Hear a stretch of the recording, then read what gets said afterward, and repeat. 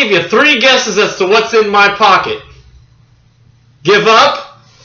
Fists. Hello there, CriterioNate here. Number 333, Marco Bellocchio's Fists in the Pocket.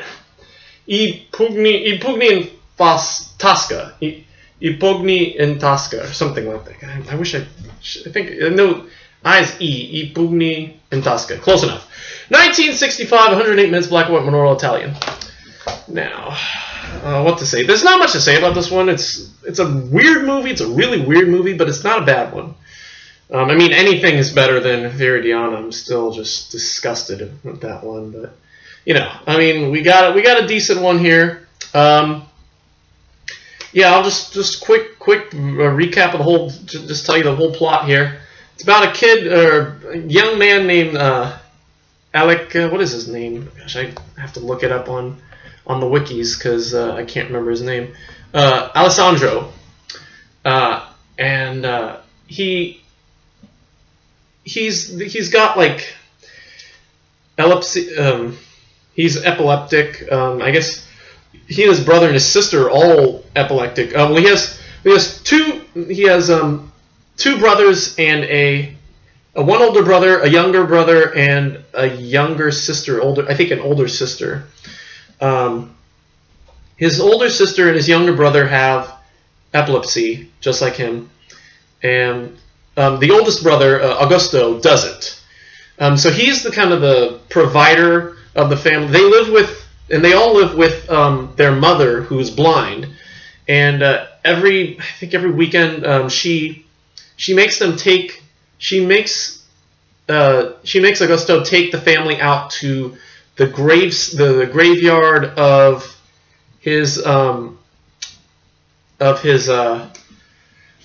their father, I think.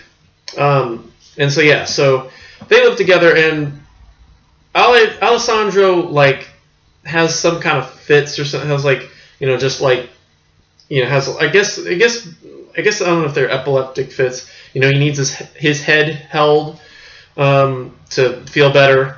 And I've never really seen an epileptic fit, so I don't mean to, you know, make any, you know, disrespect anyone with epilepsy. I have some friends who have epilepsy, but I've been fortunate enough to not see them, you know, go through it, you know.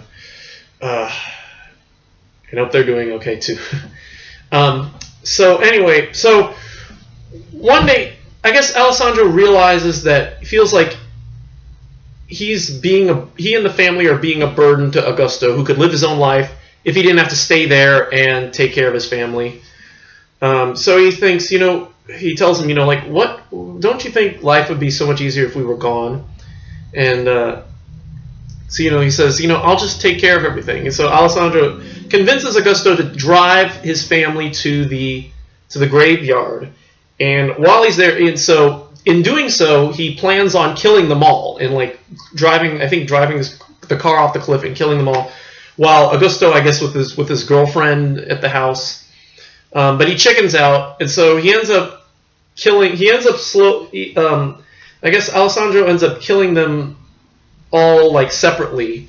He ends up driving his mother to this cliff and pushing her off a cliff. He poisons his brother and drowns him in the bathtub, and yeah. So I mean, I'm cutting out a lot because I thought the star would be Augusto. I thought, okay, it's like him dealing with this family that he's got to get rid of, but in the end, you know, Alessandro is the one who's really the star, you know. So I definitely want to rewatch this one again sometime soon. Because again, I thought it was not bad. It wasn't the greatest movie ever, but I thought Lou Castel, or was it Lou Castel was his name? Yeah, Lou Castel, who played Alessandro, was a fantastic actor. I think this was his first role too. So yeah, I have nothing really too bad to say about it. It was confusing as all hell and really weird. I think Alessandro's a really weird character. But I think that comes with the territory. And basically the movie ends, I don't know what happened. I don't even know what the hell happened to Augusto at that. The movie basically ends with I guess his sister, who's her name? Julia, finds out that Alessandro killed her brother and her mother, and ends up having like faints and is put in a coma or something. I don't know. And so he ends up, Alessandro ends up taking care of her because I think Augusto's gone by this point, and Alessandro ends up putting on this opera, La Traviata, and dancing around, and he ends up having an epileptic fit, and he cries out for Julia, and at first she's up to help him, but then she realizes that, here's the guy, her brother, did all these murders, and so he deserved to die, basically. She can't bring herself to help him anymore, because after what he did. And so he ends up, collapsing on the floor and dying, and that's how the movie ends. I don't know anything about Marco Bellocci. What's his name? Bellocchio. And we don't have any other movies in the Criterion Collection by him. So, although he's still recording, I looked him up. He's still filming. He made a movie last year, I think, called Sweet Dreams.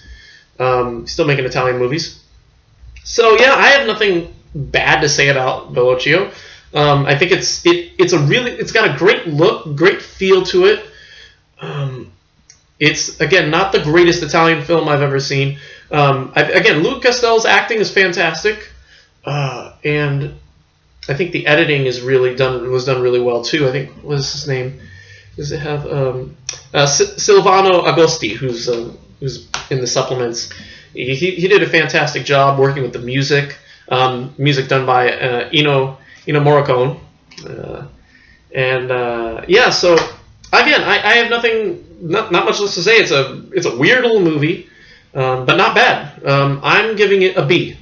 Good stuff. I wouldn't mind checking it out again in the near future, and I might do that. So just to get a better feel for it, get a better understanding of the plot, hopefully get a better understanding of Alessandro and all his little different things, or everything, because I think it might be more than epilepsy. Although I could be completely wrong.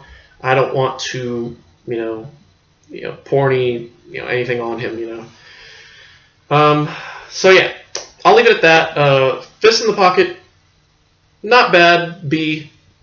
Check it. I'd check it out if you're interested in checking out a movie by Marco. And again, Bellocchio, cool guy. So there's a little documentary called Need for Change, which features interviews with Bellocchio, who's still alive, Lou Castel, and Paola Pitagora, who plays Julia, Agosti, and the critic Tullio Kezic. They talk about just working on the film and Bellocchio's history and how he got to making the movie. There's a 10-minute afterward with Bernardo Bertolucci, who we know about his movies, and there's the trailer, and that's it. So again, not much else to say. Pretty simple stuff. Fist in the Pocket, B. Check it out if you like. Alright, that's it for today. Tomorrow we have Harlan County, USA, which was on TCM yesterday. I was flipping around and I realized it was Harlan County. I'm like, no, not yet. Alright, so we're getting Harlan County, USA tomorrow night. I have to change my schedule because we're closing early for the Thanksgiving break. Usually I try to get my Wednesday reviews done in the morning before I go to work, but because of I start earlier, we'll go ahead and do this later tonight. So if you're expecting it, just hang tight. It'll be later, probably up by 9 o'clock, 10 o'clock tomorrow. So Harlan County, USA tomorrow, and then Thanksgiving we got some more Mal with Elevator to the Gallows, and then Friday, Dazed and Confused, and then just for a recap for next week, A New Amor. Then Equinox on Filmstruck, Yee on next Tuesday, Coco Talking Gorilla next Wednesday, Canterbury Tale next Thursday, and I went ahead and put a hold on the 6 Moral Tales. Hopefully they'll be in by next week, and we can get crack-a-lacking on that in due time. So, that's that's all I have for today. Thank you for watching. Don't kill your family. And that we'll leave it at that. Yeah, don't kill your family. And that's it. So that's it. Thank you for watching. We'll see you tomorrow for Harlan County, USA. I'm singing a song, though I don't think this is a very cheerful film. So anyway, until then, goodbye.